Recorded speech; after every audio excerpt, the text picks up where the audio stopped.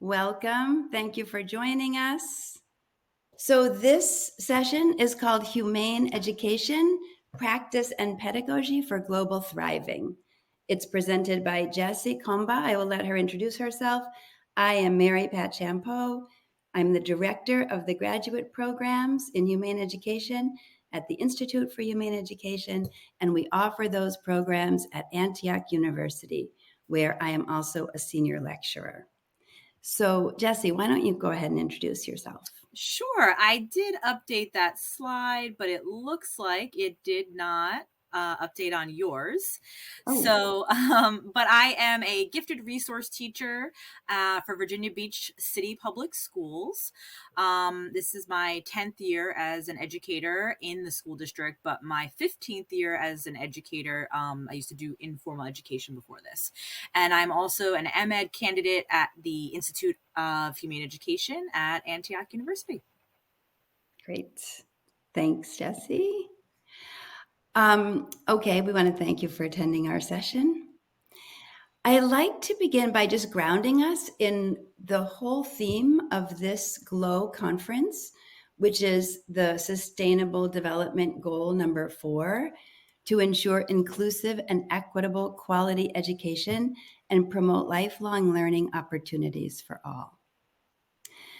So when I look at this goal, the thing that occurs to me as a person who's been working in humane education for about 25 years is, while we are 100% behind this goal, what is the education that we want to promote and deliver?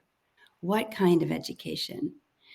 We ourselves are dedicated to the idea that education is the system that supports and underlies all other systems, and it is therefore one of the most powerful drivers of change on the planet. We have a tagline, which you'll see again in this presentation: the world becomes what we teach. Teachers are transformational leaders in society, and we have a lot of power to help promote the kind of education that helps everybody thrive, which is our goal in Humane Ed.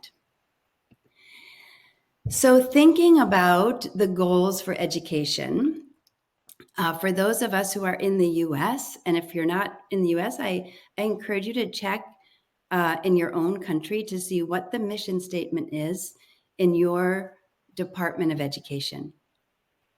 In the US, the stated goal in our Department of Education for schooling is to promote student achievement and preparation for global competitiveness by fostering educational excellence and ensuring equal access.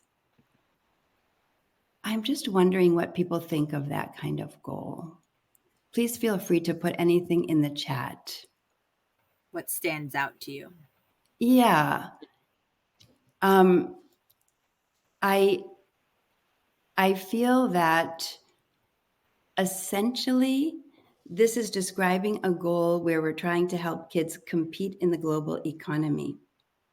And we question in Humane Ed if this is really a worthy goal, a worthy enough goal for education. That very often, even if we're very competitive in the global economy, and this is exactly achieved, is that actually good for the planet, for other humans, and for animals? So we have a different goal in mind for education. What if the purpose of schooling were to provide all students in age and culturally appropriate ways with the knowledge, skills, and motivation needed to help themselves, other humans, animals, and the planet thrive? So our whole pedagogy arose from this vision. What if when kids graduated from secondary school, for example, they had this? They knew how to help themselves, other humans, animals, and the planet thrive. So in humane education, we have these 3 basic content areas: environmental ethics, animal protection, and human rights. And I have a description here of this in the context. Humane education is a field of study that explores the interconnected issues of human rights, environmental ethics, and animal protection. Humane educators focus on critical thinking, systems thinking, creative thinking, and strategic thinking. Although tonight we're just going to talk a little bit about critical thinking and systems thinking. The other two are embedded. And the goal of this work is to help students solve real-world problems from a systems point of view, becoming solutionaries. So some of you may be here from other solutionary presentations or even part of the solutionary program. At IAG, we've presented a lot on the solutionary framework at this conference. I encourage you to check it out. What is a solutionary? Solutionaries identify inhumane, unjust, and unsustainable systems and develop solutions that are healthy, sustainable, and just for people, animals, and the environment. This is a big piece of our goal. So in thinking about the critical thinking and systems piece, a lot of times environmental issues are phrased like environmental sustainability. But if we think sort of deeply about this, one of the reasons that we refer to this as environmental ethics is that we're asking certain questions about the environment. For example, what are we trying to sustain, right? So if you have, for example, if we continue at current rates of consumption, we're consuming a lot of things. We have inequitable systems, unjust systems. There's a lot of wealth disparity. There's racial injustice. There's exploitation. Is this really what we want to sustain? So we think about environmental sustainability. This is what we're questioning. As we're trying to repair the planet, this is also an opportunity to be looking at what we consider sustainable. For example, I might have a local high school that's considered a green high school, a public school. And that is because they are following lots of different green rules, such as recycling and even reusing wastewater, etc. But from our point of view, where we're looking at what is the impact on animals, humans, and the planet, we're also looking to say, if we have, for example, soccer balls that are made by children in Vietnam, this isn't sustainable. So we're looking at lots of different issues across sectors. Jessie's going to talk a little bit about how this looks in the classroom. But as an overview, we're asking that question. I think of it as like putting solar panels on a coal plant. Like, we don't want to implement a lot of technology around helping the climate if we're not also examining the systems that we're trying to keep going. And when it comes to animals in terms of critical thinking, this is just a little overview. What animals are deserving of our protection? I think this is,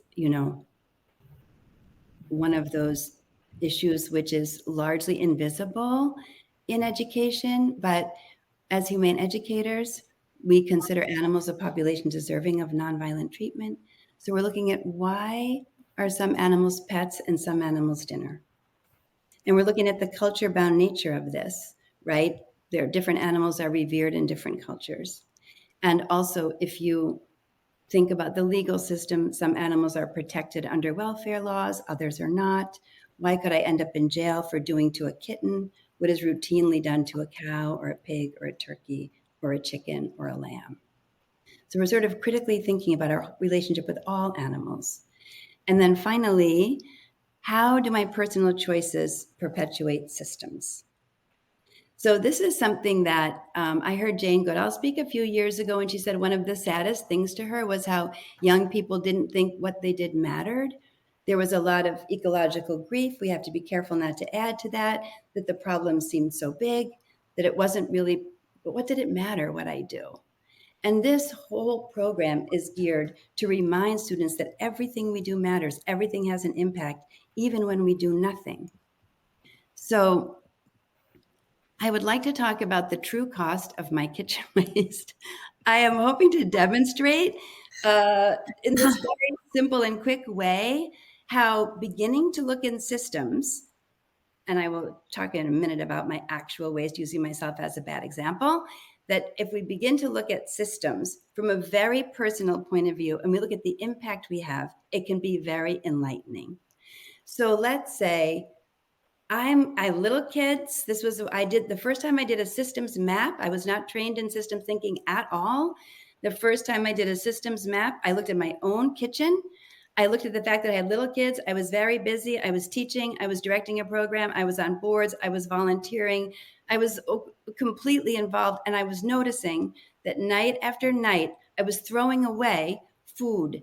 I was throwing away food from my fridge. Well, I'll talk about that in a minute. Lots of vegetable scraps, stuff from kids' plates. And so I applied the systems thinking questions to my issue in the kitchen. Who benefits from this system and who's harmed? I didn't really know. I had a lot of learning to do. What did I learn about global issues from my own food scraps? Again, I didn't know. This is where education comes in. Did I find a root cause? There's never just one. As we know, anyone who's had any experience with systems, there's always more than one root cause. There are usually several root causes. What leverage points did I identify for change? I couldn't identify any. I was completely overwhelmed until I sat down and did this in my notebook. What was the impact of my solution? So let's just take a quick look here at my kitchen waste. Oops. Can you still see the big screen? Yes. Okay, thanks. Let's just look. So I noticed, that there's a lot of food waste in the world. And according to I think it was the World in Data, most of it is not waste. Most of it is wasted from the plate. It's not like big bushels of food, even though that does go to waste. Most of the food waste is from our plates. So anyway, I noticed lots of stuff going into the trash from the plates, from my cutting board. We had lots of fruits and vegetables, lots of peels, etc., all going into my garbage, right into the trash can. From the trash can in a plastic bag to the dump. In the dump, it enters a landfill. I'm making this very quick. In the landfill, it creates methane. Methane contributes to global climate change. I'm a humane educator when I did this already. I'm looking at some of the communities I want to protect. Vulnerable communities are most impacted by climate change, as we know. And in addition, we had the warming of the oceans and loss of animal life. There's a lot of stuff that climate change affects. It's an existential crisis. But I just focused on these two things, and that was enough. It's like this waste, my waste, if everybody, 8 billion people on the planet, we have doubled our population in the last 50 years. If 8 billion people on the planet scrape a little bit of their food waste or toss a banana peel into a trash can, we're contributing to global climate change. So the connection was very clear to me. And I was resolved to do something about it. So the first thing I did was look at the root causes. These are mostly my own bad character. Careless over purchasing, preparing too much food. I would make a big soup or something, and then people wouldn't eat it the next day. They didn't, whatever. I think it's great self-reflection. Somebody said, I think Gilda Radner, self-knowledge is not always good news. So here we are. Busy family schedules, lack of education about so many things, lack of planning. I was driven by convenience in my busy schedule. And in thinking about social systems, I was squandering some unacknowledged privilege. I have the privilege of actually purchasing food. I'm in Maine. There are places for me to buy food here. I had the money to buy the food I needed for my children.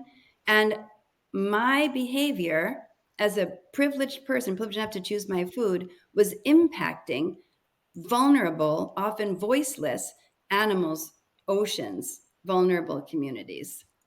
So those were my root causes. And these are my leverage points. Here's the good news. I've never gone back. I've never gone back to wasting food. This was a wake-up call for me. I first of all recognized my privilege and decided to leverage it. I began purchasing very mindfully. These are all simple things.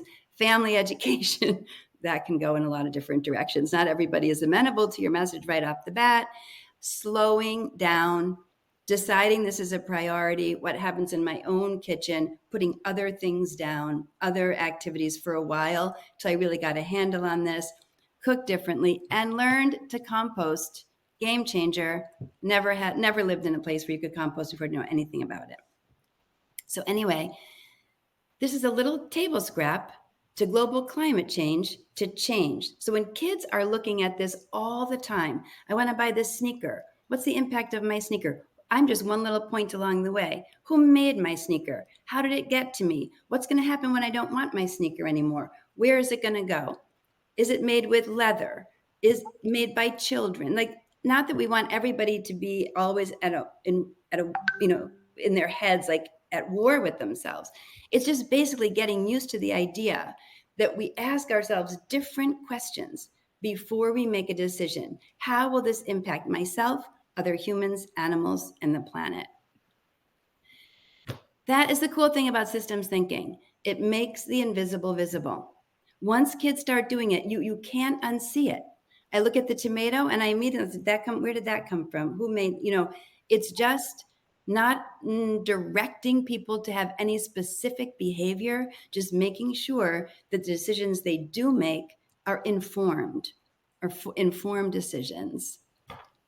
What we do matters. How do my actions impact myself, other people, animals, and the planet? Once again, the world becomes what we teach. If we teach this kind of thing and we raise kids that are systems thinkers and we become systems thinkers ourselves, which is another difficulty, or it was for me to get used to it, but then you don't go back. You just will see things differently. It's a lens. And before Jess talks to us about the classroom applications for some of this, some specific strategies, I want to begin before the classroom in early childhood. For those that might be at home or have early childhood education programs, we have lots of materials on how this can be applied in early childhood when children are not necessarily critically thinking about these things, and we don't want to scare anybody with big issues at all. It's all about love. It's about creating a culture of compassion, inclusion, and connection. A spider walks into the daycare. We don't squash the spider. She's part of the ecosystem. The ecosystem needs her, etc. And so those early years, like we say, until fourth grade, although now it might be a little earlier because kids are on phones and things, but there's no bad news. We don't give bad news. It's all about love, reverence, respect, responsibility, wonder, and awe, being outside. So that's my piece. Jess is going to walk us through some classroom applications. Thanks, Jess. I'm going to stop sharing. Okay. And if you could give me a 5-minute warning, Mary Pat, so we have time for questions at the end, I would really appreciate that. Sure. Yes. All right, everyone. I just have to get the screen share open, and here we go. Okay, so we've just gave you a lot of lofty goals, which are really, really important. But my thing is I'm a strategy thinker. So I'm always about solving problems and how does this look? How do we do this? How do we do this? How do we make it happen? So I'm going to provide you how I do it on a regular basis with the constraints of standards and objectives we have to do for students. With administrations that might not be friendly to this kind of work, and ways that you can practically implement these with your students and seamlessly into your standards and curriculum. I'm going to give you tools to get started or extend your current practice. And if you stick with me to the end, there is a great resource that I have for you that you will find tremendously helpful. And even if you're not a teacher, these strategies can be used with coworkers, family, and more. That's not my focus today, but it absolutely could blend over. So, I broke it down into 4 goals. So when I think about humane education in the classroom, we have to meet the students where they are. So we can't dive in on them taking action if they have no awareness of the issues. So really, ideally, we would start developing awareness in K1 to kindergarten for a second, early primary, and even earlier. But that's not always the case. So really the key here is knowing where they are. Remember that this is an ongoing learning endeavor. We all have more awareness to do. Nobody has all the answers. And making sure that we have continual assessment. and then providing methods for different levels. So the first one I'm going to focus on is developing awareness of oppression across human, animal, and environmental domains within the classroom. So I'm going to give you some examples of things that I have done and how you could blend them into your classroom. So for elementary grade 5, they have to study the American Revolution and the colonial times. Now, often the story narrative that is told is only from one perspective. And so what I tried to do with this particular activity was have students explore ethics and inequality through food during that era, and to see what kind of implications did that have on different groups of people for their health, their wealth, and their future generations of people, right? Because this is generational, that this goes on, it impacts you for a very long time. And then I asked them the big question, what does food tell us about a society, past and present? So for this one, they had to pretend that they were a chef in 1776 to create a menu for 3 different social groups.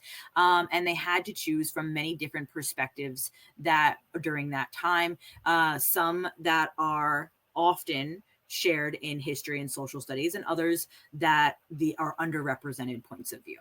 And then they also had to explain why they chose the dishes they chose and how those dishes reflect the group's social status, rights, and anything else that has to do with its impact and effect on them. For this particular thing, I've linked every single thing I'm going to show you today at the end of our slideshow. So I'm going to kind of move fast to make sure we get through it.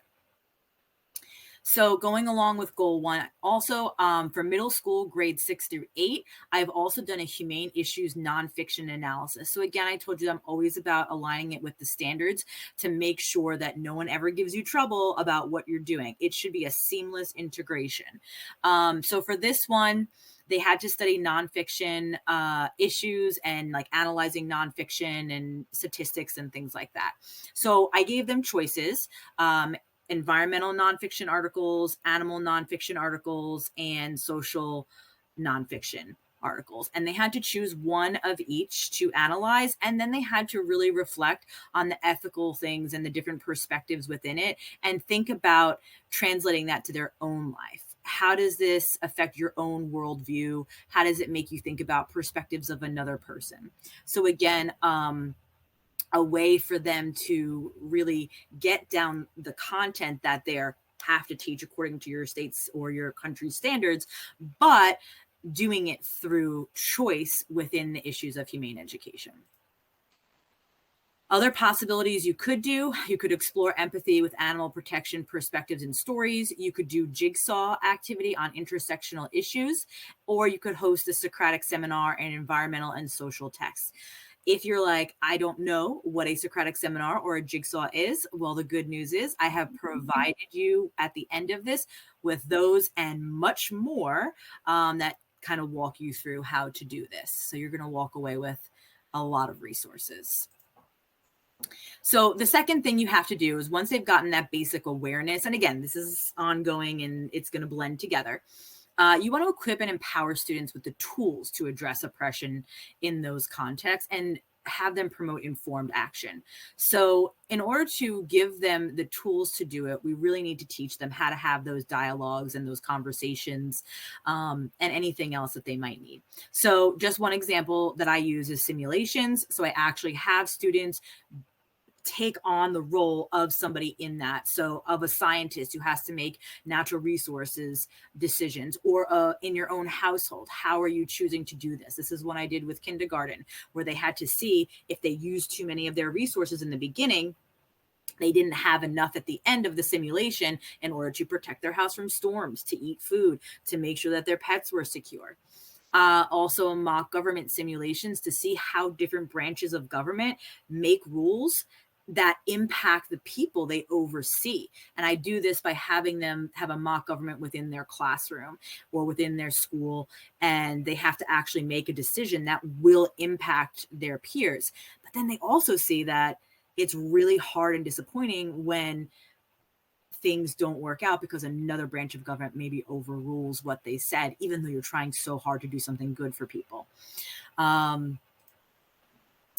Other possibilities for equipping them with the tools they need are conflict resolution circles with a focus on nature and animals to discuss things that may be a little bit more heated. Culturally responsive projects in environmental justice.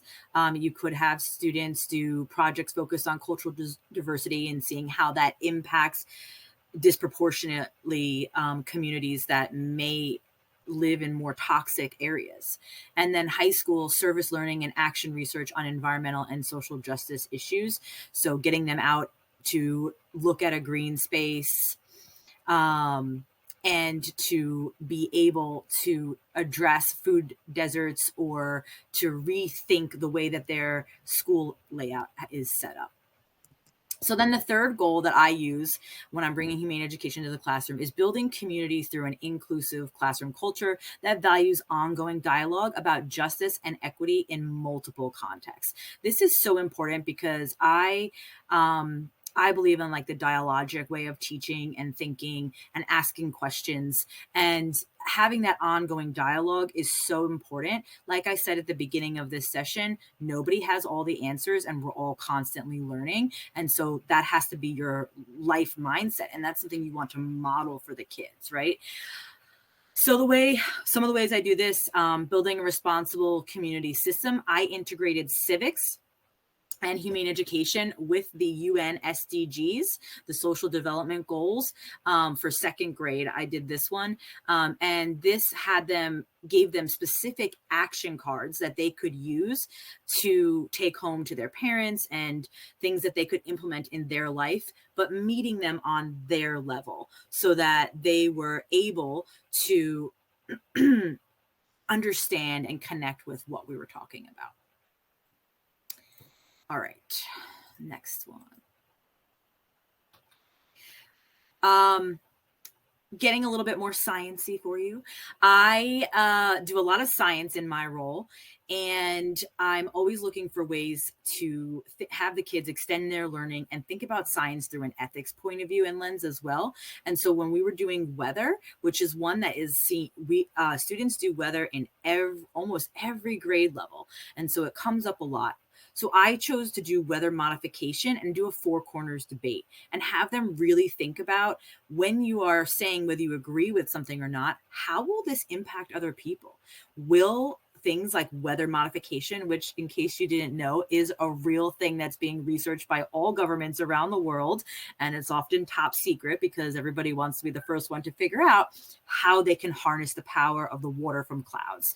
And that has far-reaching implications for who's going to have access to fresh, clean water, right? Will it be used in wars? Will it be used as a way to deprive people of things that they need? These are really big, hefty questions that the kids can grapple with through their curriculum, but you are the one who gets to decide and guide them along that path by asking the right questions and selecting the right resources and aligning them to the right or the good critical thinking instructional strategies. This one you can do with any grade, any level, book clubs with a humane focus and with diverse selections.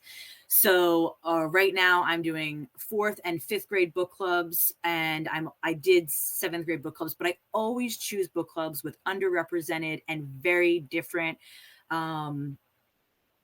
book reading options so that students feel like they can see themselves in the book options and that they have choice. Because if they have choice in what they're reading, they're going to care more about it. And then you can structure questions, and you can structure it any way you want, really, but you can structure things so that students have questions they, again, have to grapple with to really extend their depth and complexity of thought and to bring in more of these humane lenses and these perspectives that they might not otherwise think of.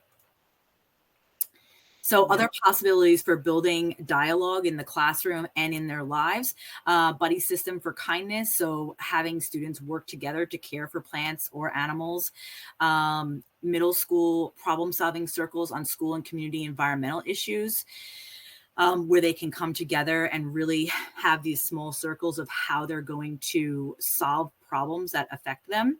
And then high school community issues debates on environmental or social justice, such as factory farming and its ethical implications. And again, you can do that by selecting resources for them that fit with the curriculum standards that you're trying to teach. So the last one, because I really want to make sure I get to the resources for you, is to empower students to engage in real world change and take action across human, animal, and environmental domains. And this is so important because in order to be compassionate, we really need to try and stress the fact that these things are interrelated. And we need students to feel like they can take action. Yes, exactly. Solutionary action. So important. And so how do we do that in the classroom? So one way that I have done that in the past is a human rights call to action, but it could be an animal rights call to action. It could be a humane education call to action, anything. So on the left, you'll see here that I have all of the objectives to teach them, right? They have to know about crafting messages and using ethos, pathos logos for persuasion. They have to identify an intended audience and establish a central idea and write paragraphs. But how they do that and how they learn that is open-ended. And so I structured this performance task so that students could meet all of these objectives while still learning humane education issues.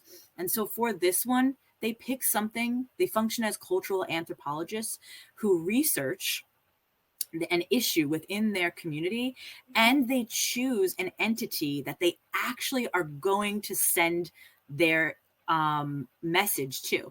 And they can choose any platform to create their message. It could be digital, it could be written. And then they embed their research with their call to action and they send it off. So I've had kids send things to ExxonMobil. I've had kids send things to their school board. I've had kids send things to the principal. It has been vast what they have chosen to do. And sometimes they get responses, which is always really cool to see. But the neat thing is, this is something that if you can learn how to do this, you will be so empowered in your adulthood to continue taking action on the things that are important to you and that need to be changed in the world. Other possibilities for empowering students: action boards for kindness to animals and nature. So this is great with younger kids so that they can keep track of and monitor or get ideas for things that they can do on a daily basis to show respect or kindness to animals and the environment and people. Middle school reflection journals and capstone projects, of course, are always a really big thing because most high schoolers have to do a capstone project. So what does this look like in the higher education level? Well, I provided a few ideas of things you could do. Solutionary micro-credentials, of course, which you heard Mary Pat briefly touch on. And then I'm going to skip the middle one for a minute. The Institute for Humane Education Master's and Doctoral Program is also another one. That is the one where I'm getting my MEd from at the moment, and it is a fantastic program. So this could be for your students to learn more. This could be for you to learn more. And I also want to do a shameless plug. For my capstone, or my final project, I have created a course on dismantling systems of oppression. And the pilot course is going to run in spring 2025. So if that's something you would be interested in joining for the pilot course, please feel free to email me at jcomba@antioch.edu. And I'd like to just take a minute and show you some of the things, the outline of what we would cover potentially in that course. And I know you can't see my screen, so I just have to stop sharing for one moment and go to the new screen. Okay, so that course is going to cover a lot of the ways that I get ideas to do the things we were talking about tonight, and that I'm going to show you a little bit more of. And so we start off with critical consciousness and anti-oppression pedagogy. And this is not a course of awareness. We've skipped that part. This is the goal. This is goal, the tools goal 3, right? How do you get the tools and the strategies to actually change things, to bring them into your classroom and make change, to give your students the tools to make change, or in whatever other profession you're in? So week 1 to 2 are critical consciousness and anti-oppression pedagogy. Weeks 3 to 4, policy reforms and legal intervention how-tos. Solidarity, coalitions, and grassroots movements. Decolonization and indigenous strategy, sovereignty strategies. Transformative justice and harm reduction, cultural interventions and representation, and then embodying oppression in daily life. So I know that's kind of a hefty handful. But I just wanted to offer that. If anyone was interested in learning more about all of these things, please feel free to email me and we will see if we can get you in there for the pilot course. Before we finish up, well, not quite finish, but I return you back for questions and things. I wanted to share with you the good stuff. So I mentioned to you that I have a lot of resources for you. Well, here we go. So I will show you first links to reading and media resources. This is a massive list. And again, nothing is all encompassing, but that I have read and combed through for this course that I'm doing. But I wanted to provide them with you all because they are great to build your awareness of humane education and other global issues that affect us. So I will pull that one up. And then I will show you the strategies document for a lot of these instructional strategies that I've shared with you tonight. So the recommended texts right here, you can see that there's a lot of recommended ones for the course, but then I break them down. And there are some really good things in here. I break them down by issue of oppression. So racism, sexism and patriarchy, classism. And I have articles, media, books, podcasts, everything you could think of. And I'm sure that there are things that I have missed here because, again, you know, we're all learning all the time. But as you can see, it covers quite a broad range. If you have a particular issue that you really want to learn more about, I highly encourage you to take a look at my recommended texts and other readings book to really dive into this and to build your awareness component of things. That's what I've been doing for the past, 3-4 years. And it's even more important now within the current world that we're in. So I'll share the links again with you at the end for that. Actually, I'll put it in the chat real quick. This is where you can find all the links from today. But before you go there, don't go there yet. Before you go there, I have one more thing I want to show you, and that is my methodology toolbox. Okay. This is actually a very old website that I created when I was just getting started, in gifted education, 10 years ago. But I didn't have anywhere else to drop this document for you, so I dropped it in here. And what I want to show you about this is, let's see if I can you guys, oh, you can't, can you see? We can't really see it. You can't see it. Okay, let me make it bigger here. Although it's linked, right, Jessie? Yeah. I don't have access to this. It is linked. Here we go. I can get it for you. I just have to stop sharing.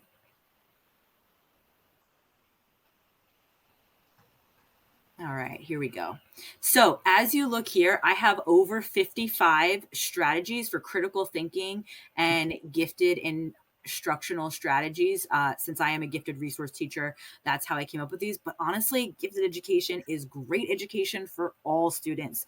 So that's why I say critical thinking is key. It's the number one thing, in my opinion, as a teacher, that we need to equip our students with in order to make more compassionate decisions within the world.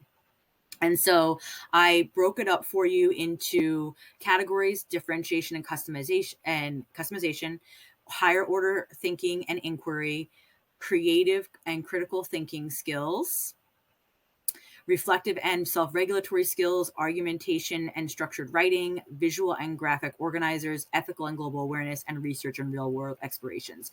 And each one of these is a different instructional strategy that you could use with your students. And so if you go down, I'll just show you one example. And they all look like this, but obviously they're different depending on which one you pick. Tiered assignments. So this one will give you a description of what the task is. I gave you examples of how you could use it in language arts, social studies, and science. Then in humane education, I gave you some examples of how you could do it in animal protection, human rights and social justice examples of how you could use the strategy, environmental examples, and then steps to implement it, as well as more resources to learn more about it and who might be credited for coming up with this particular idea. Because again, I just compiled this so that I would have it readily available as I create constantly. I love curriculum and lesson design. But I wanted it all in one place. But I did not come up with each of these people who have been in this business much longer than me did. So as you can see, you have a lot of options here to really go through and see what might fit best with your students. And some of these you might be familiar with and others might be new to you, but I really encourage you to try and just test them out and pick one and go for it. Sometimes it can be overwhelming and daunting, but it's worth it. It's worth it just to dive in, and learning is all about trial and error, making mistakes and doing it again. So I just wanted to share that with you and really hope that it helps you in some way. So at this point, I am going to let Mary Pat close things up on the last slide and take over. And hopefully you guys have questions, and I hope that really helps you.